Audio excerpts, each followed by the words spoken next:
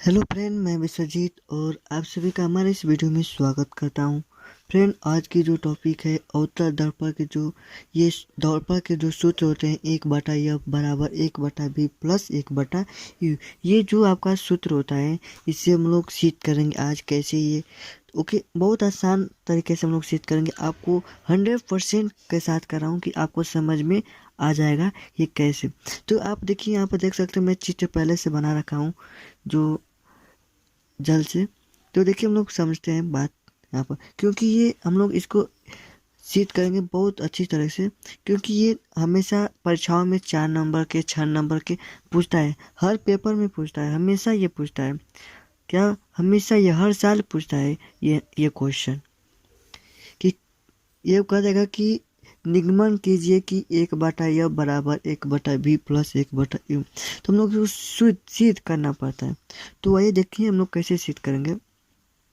तो यहाँ पर सबसे पहले हम लोग एक दर्पण बनाएंगे, अवतल दर्पण। कौन सा दर्पण? अवतल दर्पण, जिसका नाम रखें M1 और M2। जिसका नाम क्या रखें? M1 और M2। और एक रेखा खींचा। क्या एक रेखा खींचा मुख्य अक्ष, एक मुख्य अक्ष रेखा खींचा जो हमें ध्रुव P मिला। क्या मिला? ध्रुव P मिला। इसके बाद एक मुख्य अक्ष पर किसी दूर पर एक वस्तु रखा। क्या रखा? एक वस्तु। कहाँ पर रखा? मुख्य अक्ष पर एक वस्तु रखा जो वस्तु से किरण निकला। क्या निकला? वस्तु से किरण निकला। जो देखिए, जो किरण निकला जो मुख्य अक्ष के समांतर चलती हुई, मुख्य अक्ष के, ये मुख्य अक्ष है, इसके समांतर चलती हुई अवतल दर्पण से टकराकर, कहाँ से? अवतल दर्पण बिंदु R से टकराकर फोकस दूरी F प्राप्त होता है। फोकस दूरी क्या प्राप्त होता है? F, जो कि किस पर प्रतिच्छेद करता है? तो मुख्य अक्ष पर। ओके, इतना आप समझ में आया कि एक मुख्य अक्ष खींचा जो ध्रुव P मिला। इसके बाद क्या? एक वस्तु रखा जिसका नाम AB है। AB से एक किरण निकली जो मुख्य अक्ष के समांतर होती हुई। AB से क्या निकली? किरण निकली जो मुख्य अक्ष के समांतर होती हुई अवतल दर्पण से टकराकर बिंदु R मिला। यहाँ पर अवतल दर्पण से टकराकर फोकस दूरी यह प्राप्त हुआ। इसके बाद हमें क्या मिला?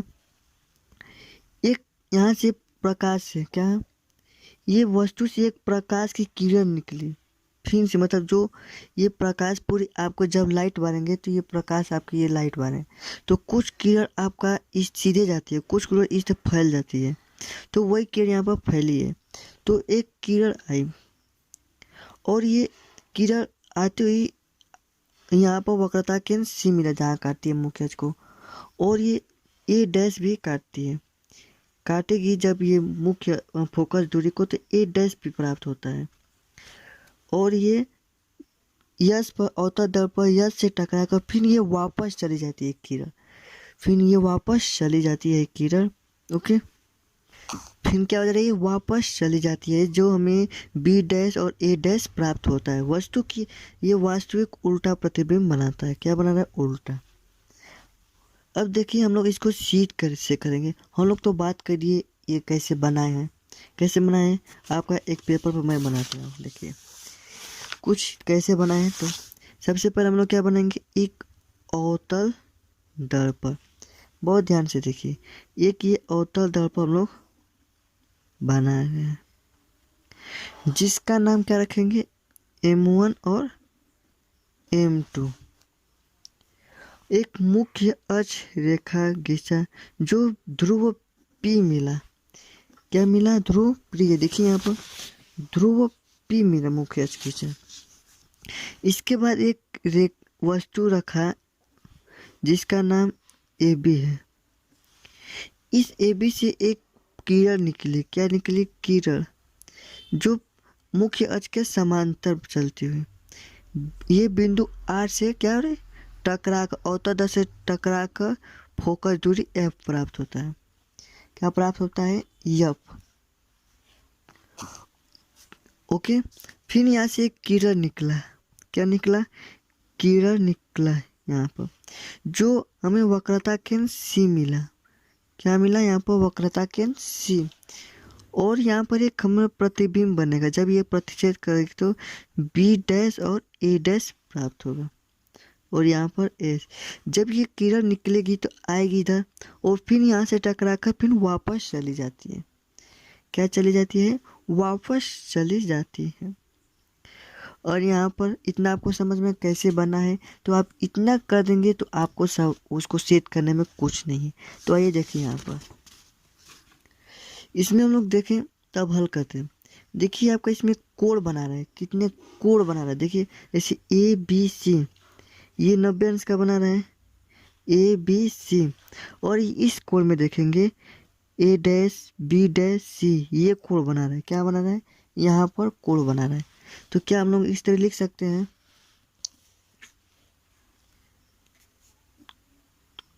त्रिभुज ए बी सी तथा त्रिभुज A dash B dash C, A dash B dash C. तो ये क्या होंगे आपके हमारे, तो ये त्रिभुज ए बी सी बराबर होंगे त्रिभुज A dash B dash C के। क्या होंगे, ए डैश बी डैश सी के। तो हमें इस तरह इसको, तो हम इसे लिख सकते हैं ए बी बटा में ए डैश बी डैश, ए डैश बी डैश। अब बराबर कर देंगे, बराबर है तो अब लिखेंगे ये वाला।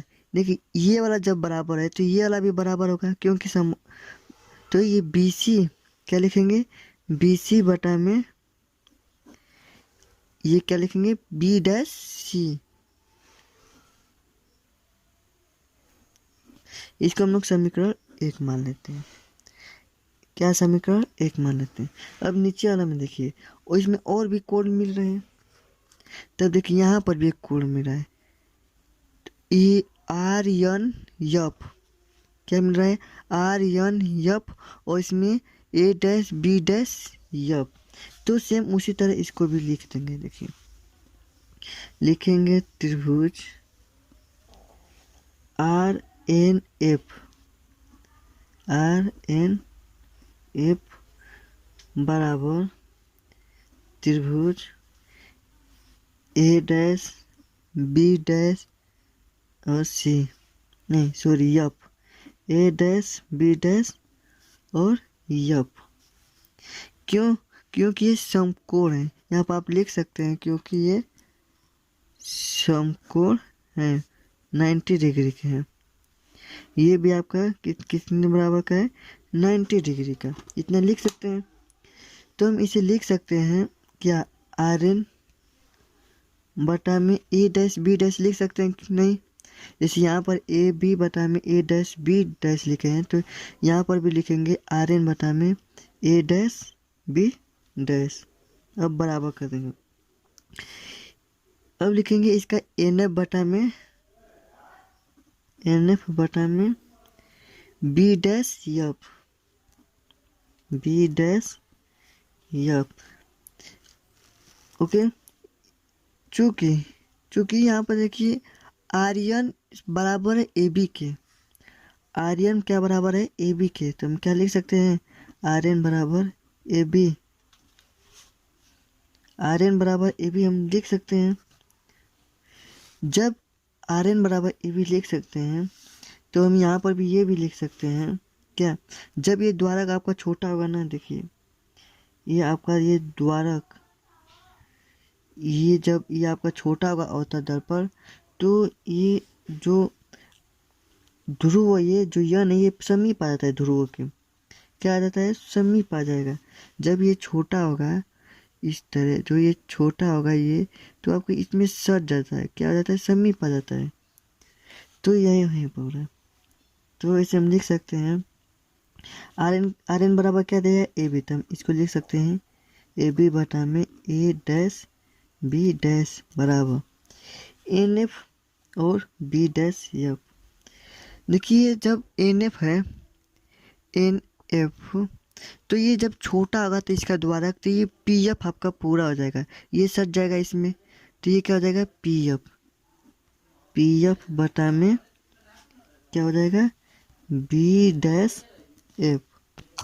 आपका यहीं पर बस गड़बड़ा रहा होगा, क्या हो रहा है गड़बड़ा रहा हो कि कैसे यहाँ पर ये पी एफ लिखा गया है, कैसे यहाँ पर पी एफ लिखा गया। तो देखिए जब ये आपका ये जो अवतल दर्पण का जब द्वारक छोटा होता है तो ये जो लम्ब हम लोग लगाए दिले हैं ये समीप आ जाता है, इसमें क्या सट जाता है। तो हम क्या इसको पी एफ नहीं लिख सकते हैं, इसको पी एफ तो लिख सकते हैं, तो वही लिखे हैं पी एफ बटा में बी डैश एफ। इसको क्या मान लेंगे समीकरण 2। अब इस समीकरण 1 और समीकरण 2 की तुलना कर देंगे, क्या कर देंगे तुलना कर देंगे। देखिए यहाँ पर लिखेंगे समीकरण 1 तथा समीकरण 2 की तुलना,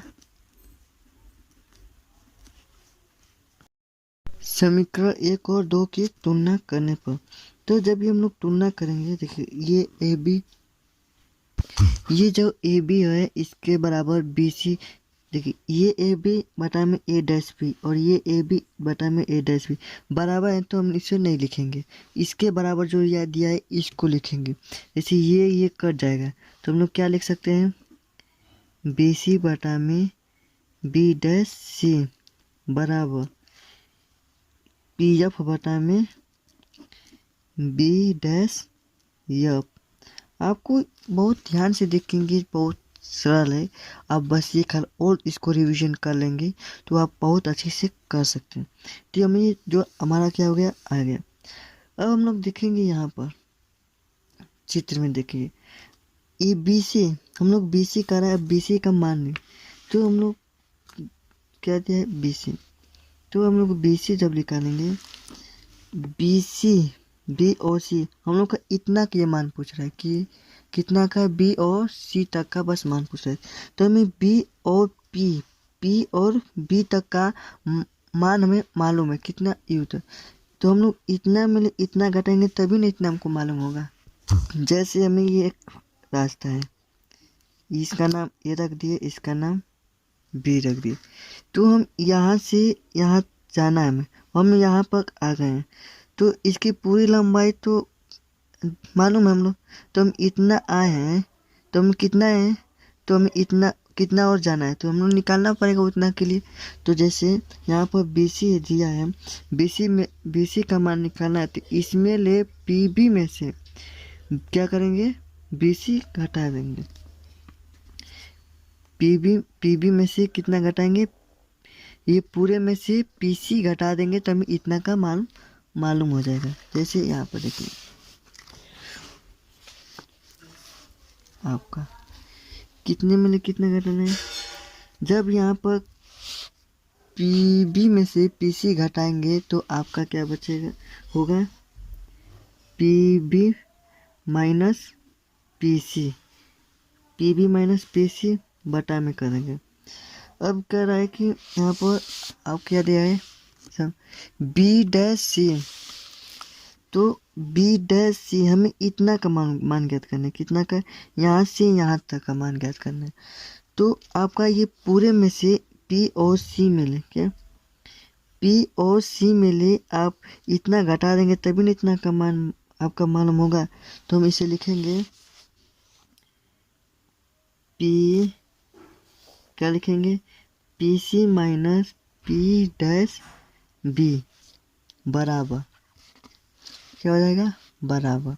अब यहाँ पर देखिए, अब इसके बारे में क्या दिया है बराबर में, यहाँ पर पी एफ बटा में B dash F, P F बटा में बी डैश एफ, तो हमें पी एफ दिया है।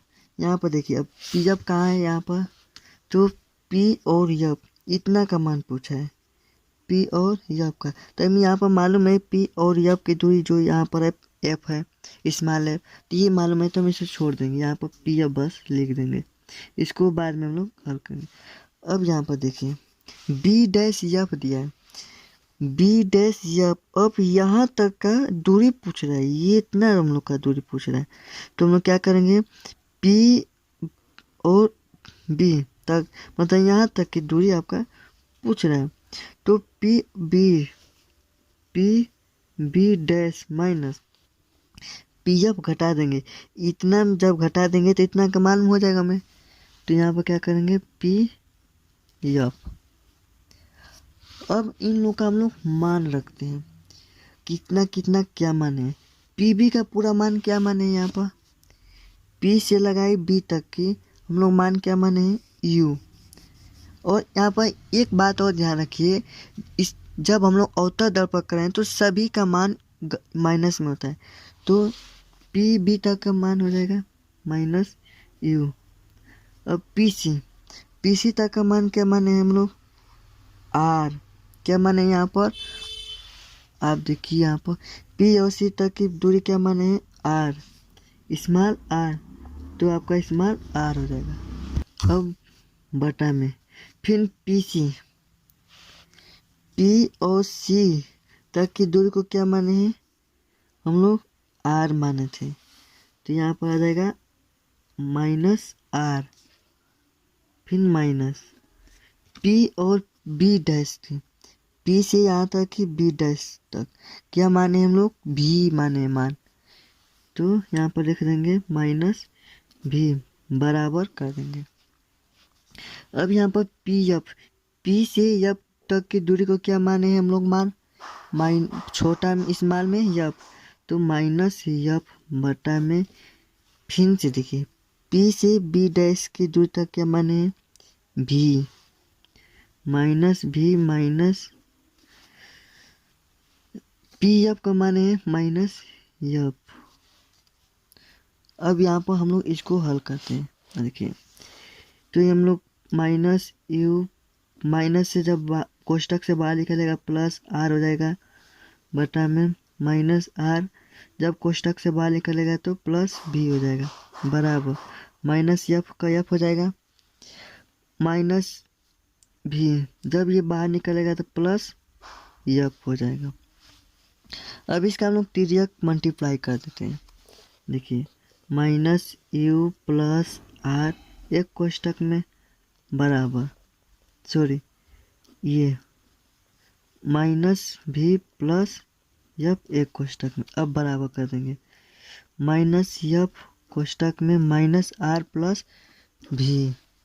ओके, अब इसमें देखिए इसमें गुणा कर दे तो क्या हो जाएगा, प्लस यू भी प्लस में हो जाएगा, फिर क्या हो जाएगा माइनस यू एफ, यू भी हो जाएगा, फिर माइनस यू एफ, फिर माइनस आर भी प्लस आर एफ, मल्टीप्लाई करेंगे तो इसमें मल्टीप्लाई करते हैं आर एफ माइनस भी एफ। ओके, अब देखिए ये आर एफ है और ये आर एफ है, बराबर में है, प्लस में है, तो ये कट जाते हैं, कट जाएंगे। ओके, तब जितना बचा क्या बचा, U B minus U F minus R B बराबर माइनस भी एफ। अब इन सभी में हम लोग क्या करेंगे, यू भी एफ से भाग देंगे, यू दोनों तरफ यू भी एफ से भाग देने पर, तो यू भी बटा में यू भी एफ माइनस यू एफ बटा में यू भी एफ, फिर माइनस आर बटा में भी यू भी एफ। ओके, बराबर माइनस भी एफ बटा में यू भी एफ। अब देखिए यू भी और यू भी दोनों कट गया, एक बचा, तो एक बटा में एफ हो जाएगा, माइनस यू से यू खत्म, एफ से एफ खत्म, तो एक बचा यहाँ पर, एक बटा में भी माइनस यहाँ पर देखिए भी से भी खत्म, तो आर बटा में यू एफ बराबर